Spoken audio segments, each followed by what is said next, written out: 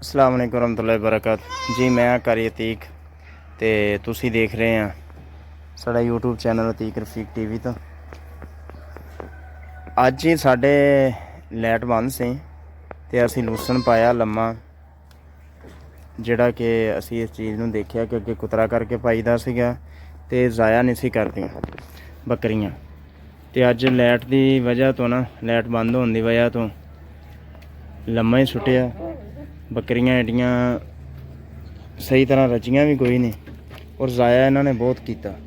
नहीं तो अगे जो अं कुतर के पाईदा वेचन दे तूड़ी पाई दी है तो माशाअल्लाह खुरलियां भी साफ कर दियां, पेट भी इन्हों भर जाते।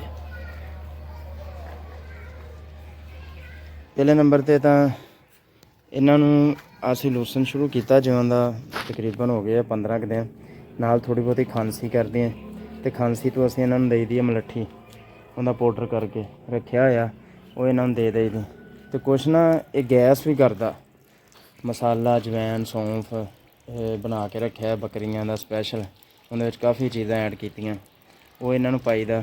छोटे बच्चे इन्हों की रूटीन ये है जी, जो इन्हों दुध पिलाना, दुध पिलाने तो पहला तिलों का तेल इस्तेमाल करीदा। 4-4 सीसी ने इन्हों पिला दईदा, फिर इन्हों बकरियां दुध पिलाईदा। इन्हें नाल ना इन्हों का यानी हाजमा भी ठीक रहिंदा ते तेल वैसे भी गर्म हुंदा ते इन्हां दी सेहत वास्ते ठीक है।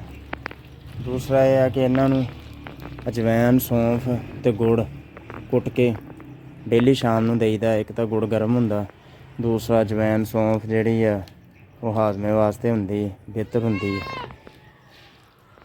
ये चीज़ां जी सर्दी च इन्हां दी रूटीन है। हुण शाम का टाइम हो गया, शाम टाइम वैसे सर्दी महसूस करन लग जाते जानवर।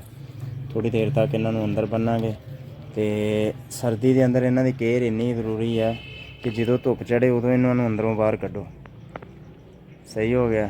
फिर बाद के अंदर इन्हों यानी कि डेली वंडा भी पाओ, अगर दाने पाने दाने, अगर स्पैशल कोई इन्हों का वंडा वो बेहतर रहूगा। हुण यह देखो ना, यह महसूस कर रही सर्दी। ये बकरी पहला कुछ दिन साड़ी काफ़ी डाउन हो गई सी ते हुण माशाअल्लाह बेहतर है, पर कमज़ोर हो गई।